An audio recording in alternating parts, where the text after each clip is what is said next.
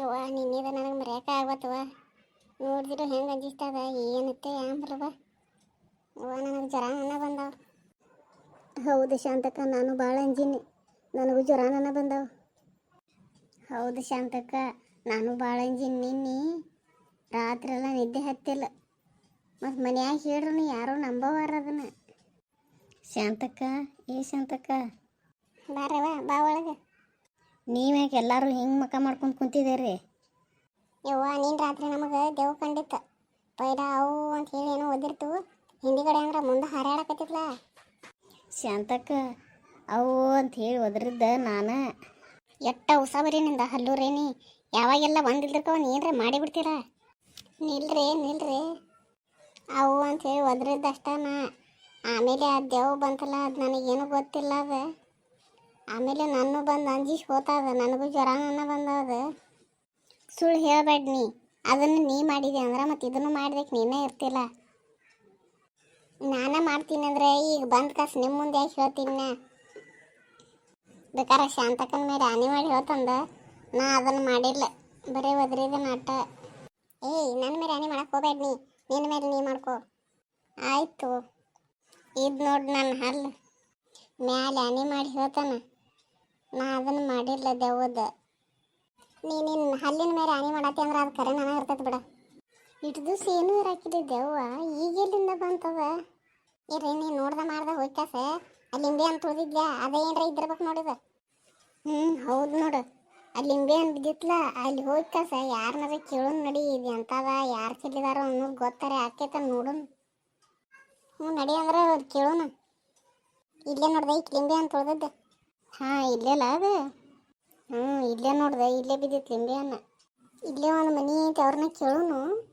ಯಾರ್ರಿವ ನೀವೆಲ್ಲ ಇಲ್ಲಾಕೆ ಬಂದು ನಿಂತಿದ್ದೀರಿ? ನಿನ್ನೆ ಇಲ್ಲಿ ಲಿಂಬೆ ಹಣ್ಣು ಬಿದ್ದಿತ್ತು ರೀ. ನಾ ಅದನ್ನು ತುಳಿದ್ನಿ. ಮತ್ತು ಇವತ್ತು ಬೆಳಿಗ್ಗೆ ನೋಡೋ ಮಟ ಅಂದ್ರೆ ಏನೋ ದೇವ್ ಕಾಣಿಸ್ತಾ ಐತೆ ಮಗ.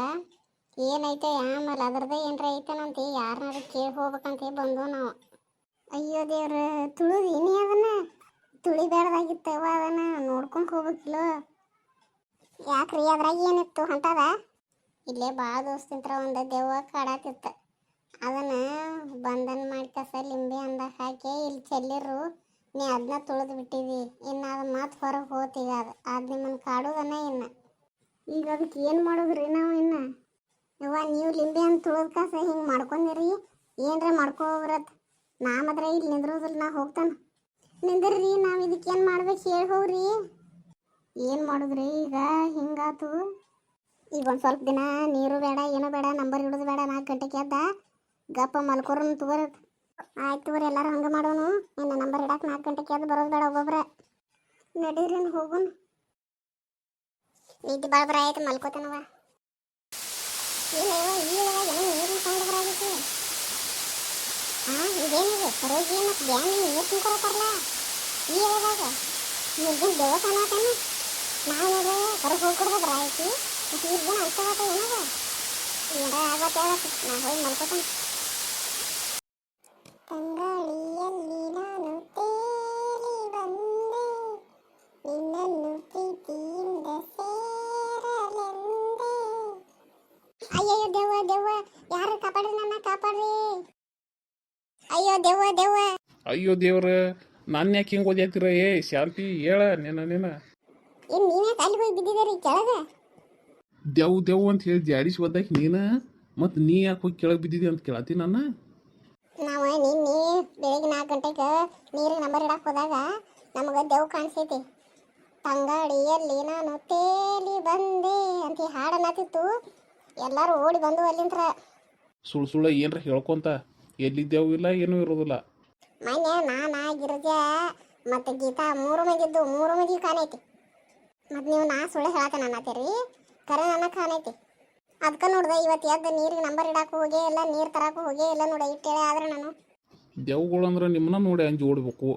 ನಿಮ್ಮನ್ನ ಹಂಚಿದಾವಂದ್ರೆ ಅದೆಂತ ದೆವ್ ಅದ? ನಾನು ನಿಮಗೆ ಇಲ್ಲೇ ಸೀರಿಯಸ್ ಆಗಿ ಹೇಳತ್ತೇನೆ ರೀ. ನೀವೇನು ಕಾಮಿಡಿ ಮಾಡಕತ್ತಿದ್ದಿರಲ್ಲ. ಆಯ್ತು, ಇನ್ನು ಅಂಜಕ್ಕೆ ಹೋಗ್ಬೇಡ. ಇನ್ನು ಹೊರಗೆ ಹೊಂಟೆ ಅಂದ್ರೆ ನೀನು ನನ್ನ ಕರ್ಕೊಂಡು ಹೋಗು, ನಾನು ಬರ್ತೇನೆ. ಈ ದೆವ್ವಿನ ರಹಸ್ಯ ಹೆಂಗಾರ ಮಾಡಿ ಬಯಲು ಮಾಡಬೇಕು. ಇದನ್ನು ನಾನು ಬಯಲು ಮಾಡ್ತೇನೆ. ಇದಕ್ಕೆ ನಿಮ್ಮ ಸಪೋರ್ಟ್ ಬೇಕು. ಆದಷ್ಟು ಈ ವಿಡಿಯೋನ ಶೇರ್ ಮಾಡಿರಿ ಮತ್ತು ಸಬ್ಸ್ಕ್ರೈಬ್ ಮಾಡಿರಿ ಕಮೆಂಟ್ ಮಾಡಿರಿ.